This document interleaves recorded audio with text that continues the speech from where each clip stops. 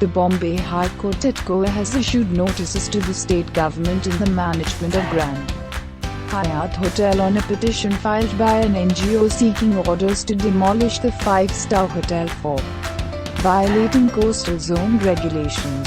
In 2014, BHC had deemed the hotel illegal but referred the matter to the government on action to be initiated. Subscribe to the channel for more news.